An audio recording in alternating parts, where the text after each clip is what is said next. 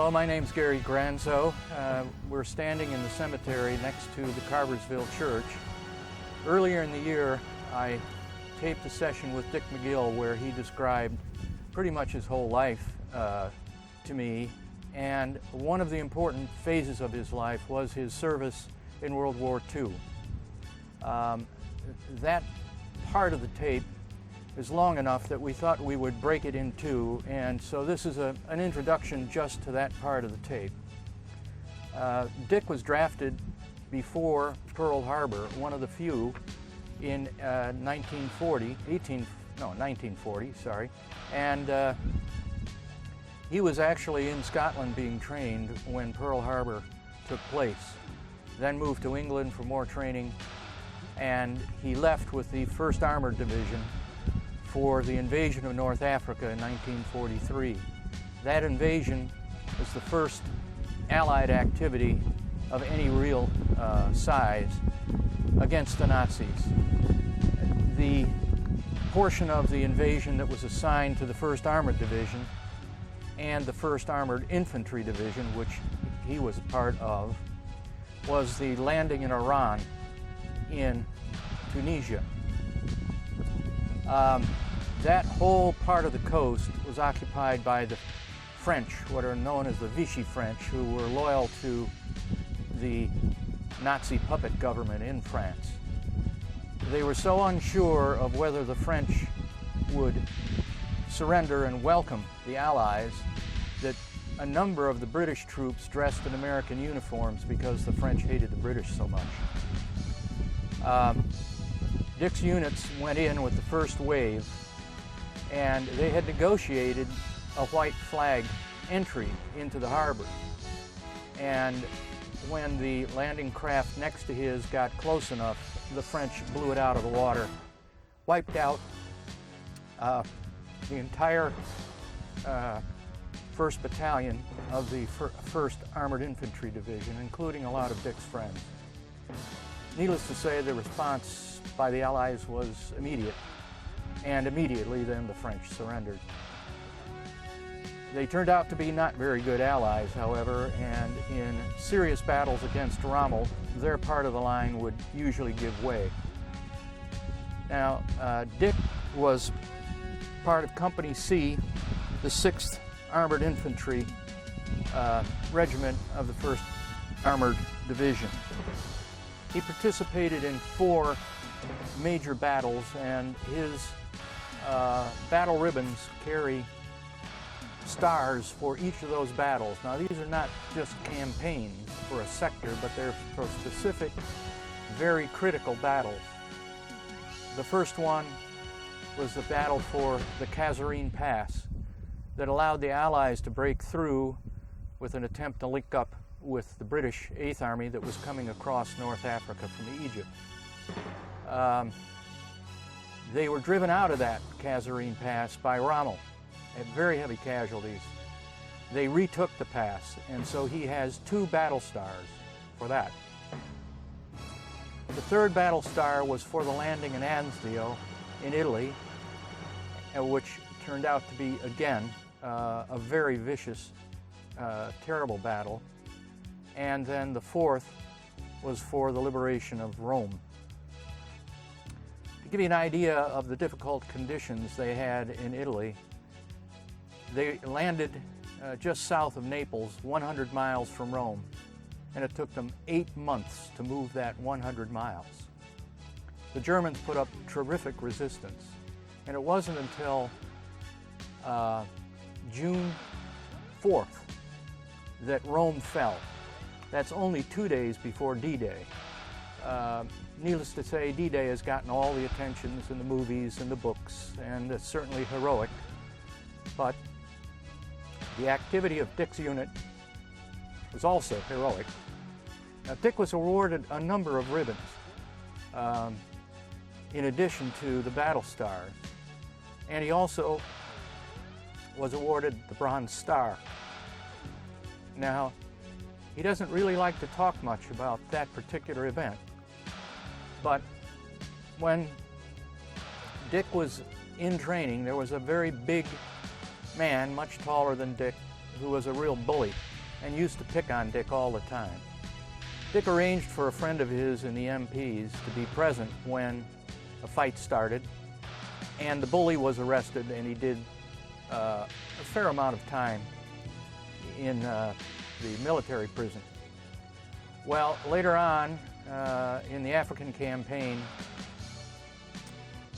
this fellow was severely wounded, and during the withdrawal, his body had to be left behind. No one knew if he was alive or not.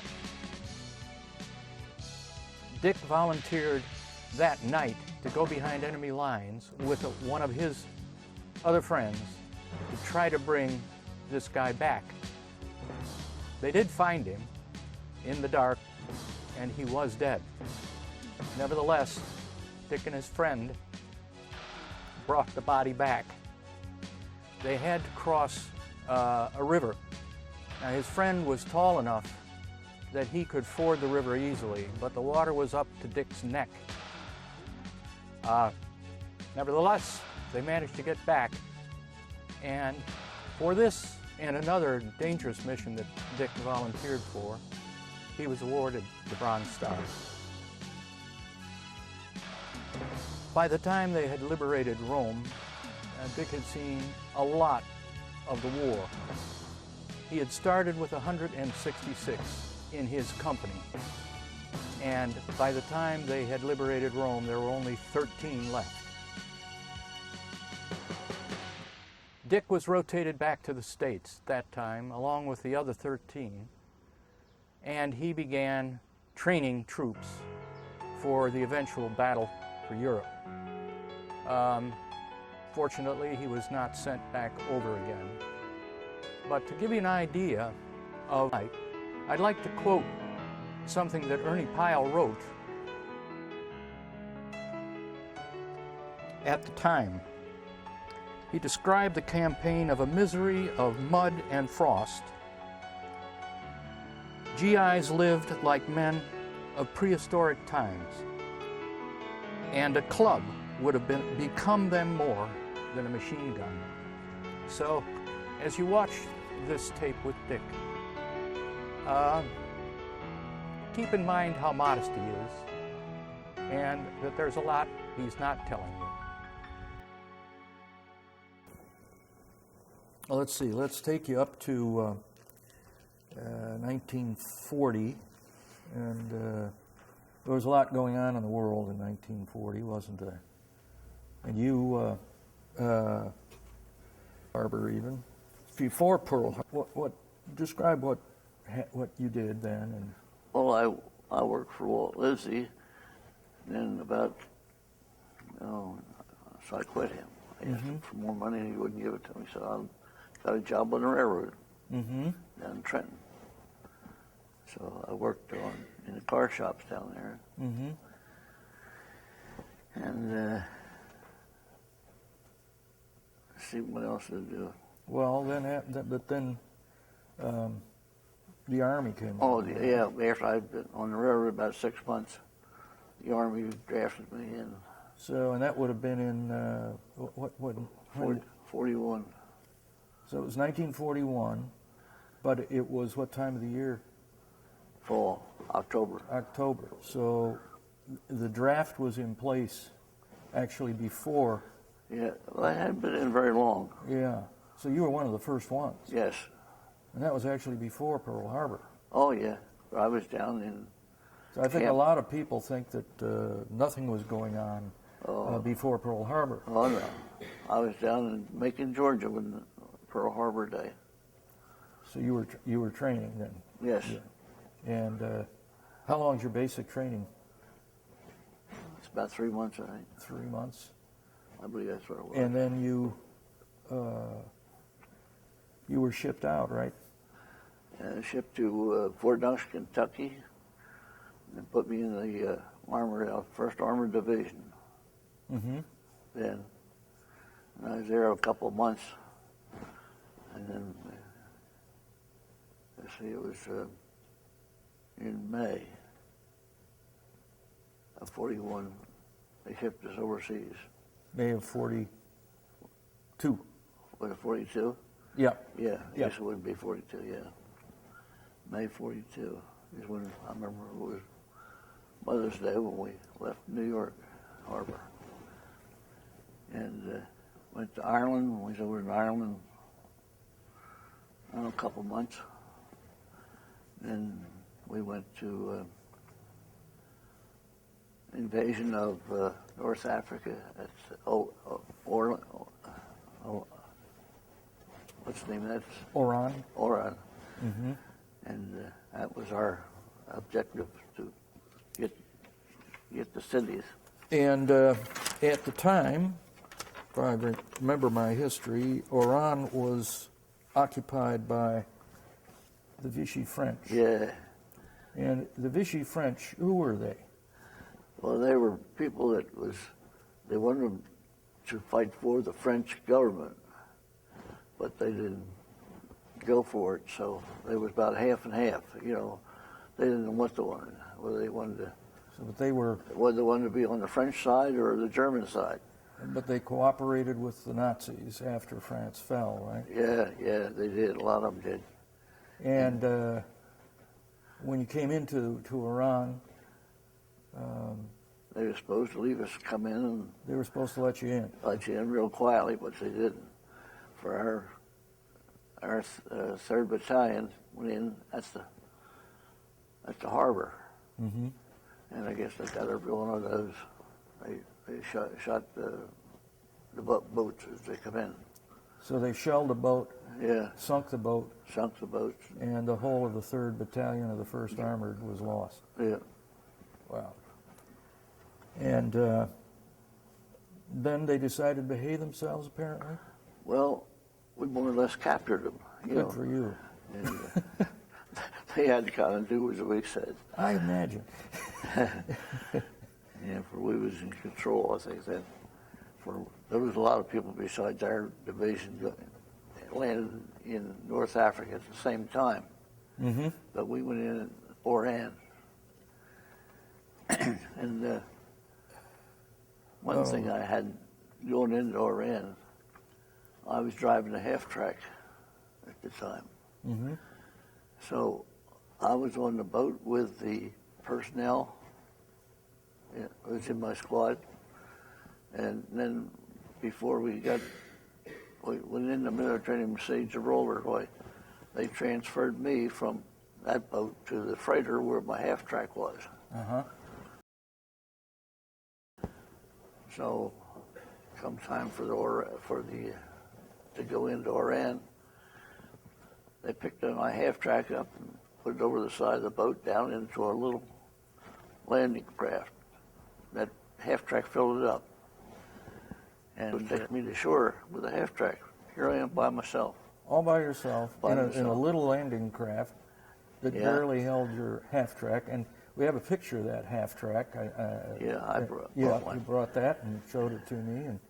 And it's how would you describe the size of that vehicle, the half-track, in comparison to, let's say, it weighed about 10 tons. 10 tons. So it's about the size of a small truck. A small truck, yeah. Okay, yeah. so you're, and it's armed with what?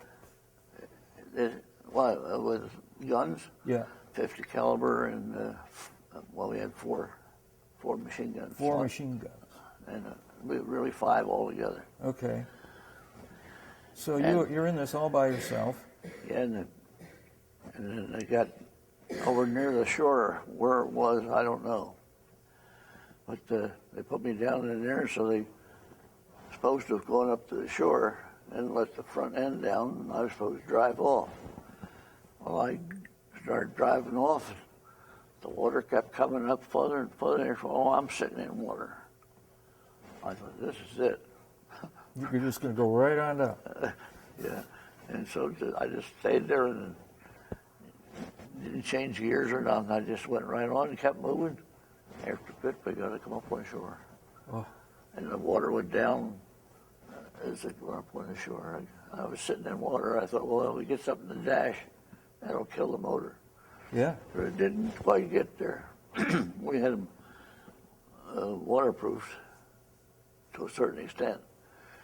But they weren't really meant for No. like a landing craft. No. Yeah. So there you are, all by yourself, with a bunch of Germans in front of you, and you're in this half track. Didn't know what I was going to see when it got to shore, but our squad was there then. So you found them all right. Well, that's something I don't remember. I think about that. About finding them. I don't know how I ever found them, or whether they found me or Because what. there were thousands of troops coming Oh, in, right? yeah. I don't remember anything about it, so it must not have been too bad. And then you had a kind of a interesting experience sleeping there on the beach, right? Not there. No, you're thinking about at Anzio. Oh, that was at Anzio. That that was you had Anzio.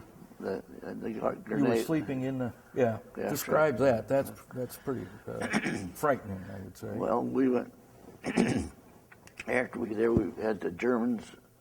We fought the Germans in Tunisia, and chased them really out of North Africa.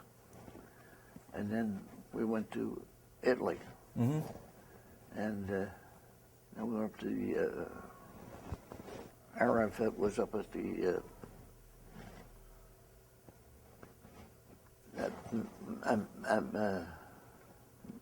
where the monks had the thing on the side up the hill. I can't think of the names. You're talking not the Kasserine. That was Kasserine Pass was. No, that's before that. That's before in Africa. Yeah, we used to Kasserine Pass. You were at the Kasserine Pass. Yeah. And I think if anybody's seen the movie Patton, Yeah. that battle's featured in the movie. Yeah. And it's Patton got there after the battle was over, but it left a long. I had quite an impression of that battle. Well, the Germans never give up that part. They still stayed there all during the African campaign. That's it. And every once in a while they would start chasing people back. They didn't want anybody in there. So there were several battles there in Kasserine Pass, and then they would quiet down, and then they go back again, fight again. So anyway, the Anzio is another famous. Yeah, well, we was up at this thing up on the hill. I can't think of the name of it now. Anyhow, they took That's not Monte Cassino, is it? Yeah. It is. Yeah. Well, Monte Cassino was more than a hill, really. It was a mountain, was top. Oh, yeah, up top and of the mountain. it was heavily fortified. Oh, yeah. And the Germans set up there with field glasses and knew everything we did. They could see. As you were landing, they were. Oh, anything. We went to attack the hill, and we attacked it one hill out. From that, we lost 2/3 of our company. Only one equivalent to one platoon came back. Which platoon is like 10 men or something like that? No, more than that. Oh, more than that. Yeah. 50 or 60. 50 or 60. Okay. Yeah. And but then I remember you telling me about how your captain requested that you sleep in foxholes. But Yeah. Oh, yeah. There. Why? He suggested we dig in the ground, and dig down where we hit the scrapple. But I thought, no, I'll sleep in a half track. I was the driver of it. I can sleep in a half track. That's got a 1/4 inch or 3/8, something like that, of armor all around it. so it must be safer, right? I thought it was safer. Yeah. Well, to a certain extent. And then the next morning when I woke up, here's a butterfly bomb in the net. The camouflage net, which was across right above your head. Yeah, and we had it over the half track so they wouldn't identify it whether it was a half track, tanker, truck, or what. And so here's this Here's this butterfly bomb. I don't know whether you know what a butterfly bomb is or not, but Well, why don't you describe it? something the size of a hand grenade or a little bigger, but they had a pinwheel on it. They would dump them out of an airplane at a certain height from the ground, and this pinwheel was supposed to, it was set to, when it kept on winding as they dumped it out when they're going through the air, and turn the pinwheel, unwind itself. and by the time it got near the ground or to the ground, why it would go off. And so the next morning, first morning I woke up, why there's one in the net, just about 2 feet from my face. Oh gosh! You know, I got out of there quick and told the captain about it, and I had a British squad went up and got it. They specialized in bomb disposal. Bomb disposal, yeah. So you were fighting alongside the Brits then, I assume. British? Yeah. Pretty much, yeah. Yep. One thing the British, we was getting ready to move over in Africa, supposed to move out, and there's a British sergeant there making a cup of tea. And I walked by him, you know. He says, "You bloody blokes takes this war too serious," he said to me. He'd been in it a while back. I guess so. He was an old timer there, I guess. "You bloody blokes takes this war too serious." I see what he means for you. You can see when you got new replacements, Yeah. how they acted Yeah. when they come to your company. You know, you sit there unconcerned for you knew what the sounds were. If the sound was a certain sound, well, you knew that one was going to go on over somewhere else. But if it was going to come close, well, you know there was another sound. And so those recruits, they heard us any kind of a sound, they were ready to go. They were jumping. Yeah. Well, Of course, we knew what was. the other thing I thought was interesting, we kind of skipped over, is that when you shipped out of New York, you were on the Queen Mary, is that right? Yes, yeah. And you had all the luxury of people waiting on you in the dining room. You had a big suite. Yeah, sure. No? What was that like? Just went to the dining room, you had, by there, they had a big thing full of mutton stew or something. I don't know what it was. I guess that's what it was. And had a big dipper there. That was it. Slap at it in your mess kit, and you went. How many guys were bunking in with you per? Oh gosh, I don't know. Per cabin. Oh, about 8 or 10. I don't know, 10. something like that. Yeah. So it was rather. But I never felt seasick no time, except one time on that. And I kind of felt a little funny, and so I headed for the bunk. I went up there and laid down, and I passed over, and I never got seasick again. I was on 13 different ships. Being in the Army and on 13 different ships, that's hard to believe. Yeah. Yeah. Well, you were shipped out of Africa to. That was in a French ship. I have a note here. The Anzio. After Anzio, you were picked up at midnight by a French ship. What was that about? Oh, they told me I was going home at midnight. A guy come around hollering my name, and of course I answered him. And that's what he told me. He says, "Be down at the battalion headquarters at 6 o'clock, and you're going home." Mm-hmm. So naturally, I was there.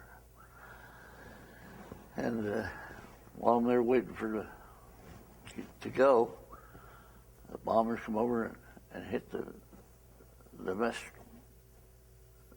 truck, the kitchen truck, killed both the cooks right in front of us. So then after about a half hour, an hour or so later, we went over and got on one LST, was out in the harbor. Yep. And the artillery shell came. It did enough to make the water splash on the ship. And so the Germans were still holding the. Oh, the mountains. Oh, they was shelling that day and night. They never left up all the time we was there. So no matter you had to sleep. If you wanted to sleep, you had to sleep with hearing it, for they never stopped. And so the captain moved the ship out a little further away. That was all we heard of shells. That's the last shell I heard go off. So went down to the harbor in Naples. Got on a French ship and had no refrigeration on it. They had sheep down in the hold. You could hear them down there batting. So they killed them as they... That was their food, is it? Oh, yeah, for the ship. I'm on the ship, too. So I got some more mutton stew. And they brought a big can of a big can full of it in there and set it right in the room where we were, which was a big room. We had hammocks. For the floor was all covered with water, and anything else went with water, Yeah. Terrible. Oh. So you remember got some in your mess kit and got back up on your hammock. That's where you stayed. So you went to the bathroom or something. That ship was 3 days we was on that ship. It was terrible. Gee. I didn't know anybody would even ask you to do anything like that. But it was terrible. Sewer water running all over the floor. This French ship that just it was never modernized. Anyhow, I was on the way home. I didn't complain too much. I went to Africa. And after got Africa, I can't think of the name of the town now. Morocco. Casablanca. Oh, that's where we went. From right there to Casablanca in a car, cattle car. And this is actually a returning veteran with multiple decorations in a cattle car. Yeah. Oh, yeah. Sounds more like you're going to prison camp than coming home. Well, I don't know. It was on the way home. But in order to lay down and sleep, somebody had to stand up. Take the barracks bag, hang them up on the sides. But it was really crowded. And what did you say? 8 horses or 40 men in a cattle car. I don't know, something like that.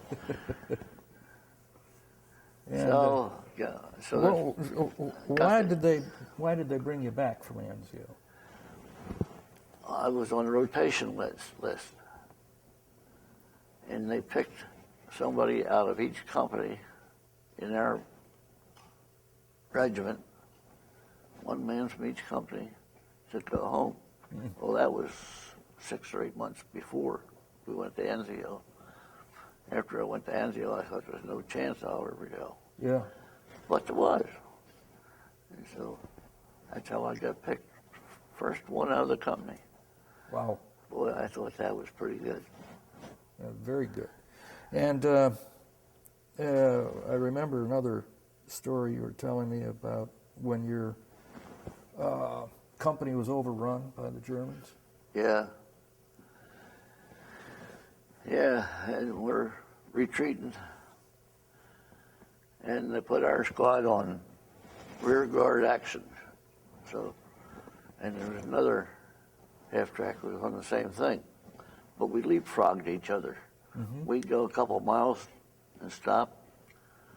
And then they left the other one behind. They watched the guard up to that far, and then they'd come up to us and leapfrog us. And they'd go on ahead, and we'd go ahead, and that's the way we got back. And then I went to this back in Africa. I forgot to tell you about that one. Is this though when you guys were running because you'd been Yeah. The Germans hit the half track right in the front end of the motor, right where the radiator was, just cleaned things right off with a tank shell. So there was 4 of us in the half track at the time. And our company commander says, go this way when we're going to go this way when we retreat. We didn't like the sound of that down that way. So we took our own way. He got captured, by the way. The company commander got captured, so we're still glad we did go that way. Anyhow, as soon as we got out of the half track and we started running, picked our own way to go, and there was tanks coming up over the hill, and they saw us running, so they machine gunned us, and they couldn't hit us that. They was too far back to hit us for a good target. So we get up and run until we run out of breath. Then we lay down on the ground a while. Then we signal to each guy, let's go. So then we get up and run again, zigzagging. And that's why we got away from the Germans. Then we come to a river, and I didn't want to go across. I can't swim, but some of the guys went across. Well, they was keeping their head above water, so I think, well, I'll try that then. So I did. Got over and walking up the road, a British truck stopped and picked us up. And we're going up the road. Along come the Germans. They went, Staff car? They shot at us on the shoulder. Yeah. I can't think of the right word.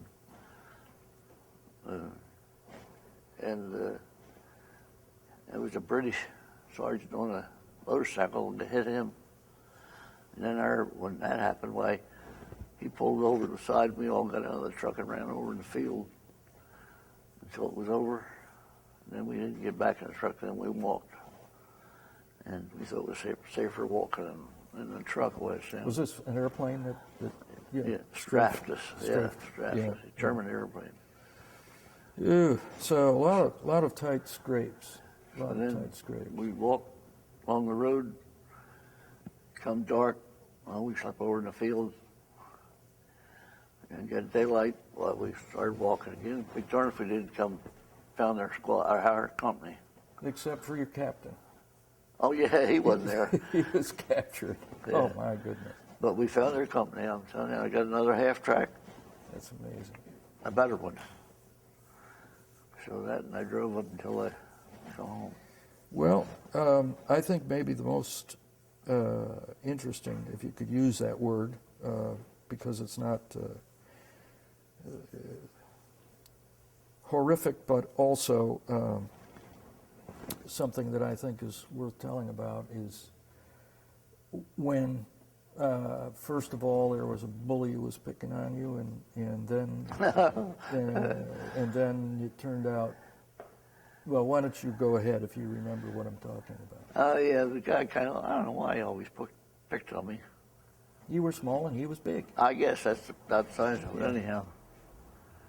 So one of my friends, sergeant in their company, he told me how to take care of this guy. So he's bigger than I was. So he says, when he comes around and starts doing what he usually does, just fly into him full speed, and don't let him get a chance to even put his hands up and give it to him, right and left. I know you can do it, he says. He says, I'm here to help if you have to. But by God, I did that, and the MPs got into it, and they locked him up. And they're going to lock you up too, right? No. Because? Why wouldn't they lock you up? Because I had the other guys telling the MPs that it wasn't my fault. Anyhow, so then we ended up going in action somewhere in Africa, I forget where. And this guy got out of the brig and come with the outfit. Anyhow, he and 2 other guys were wounded out on, just like the Germans was fighting here and we're fighting up there. It's like no man's land in there. And then we decided there was no mountains or anything. It was all level ground, no cover. So both Germans and us pulled back. And then these 3 guys that somebody saw from our company was wounded and laying out there in the field. So they asked for volunteers. Now, I don't know why I volunteered, but I did. I always said don't volunteer, but I did. And they said one of the guys was this fella that I caused him to get in a brig, or he caused himself, really. Anyhow, I took him. There was 6 of us. Was 2 of us on each. What do you call them? Like a litter. And we carried it along. We took it with us. The rest of the guys, they went their own way to the guys they was going to. So we found this guy. When we was there trying to figure out what to do, you hear the Germans up there talking and digging. We was that close to them, but they never knew we were there. We rolled it. Well, this guy was dead, and so we decided we'd take him back. So we put him on the litter, and I don't know. We drug him, gosh, a quarter of a mile, I guess. So we got to what the hell called wadis, where the rain washed big, deep ditches. Well, we got in one of them, and we were set then. They couldn't see us. So we come down to the river, had to hold them up over our heads with our gun up on the litter, and got back to the company about daylight. And I felt good about getting this guy, after the MPs got him.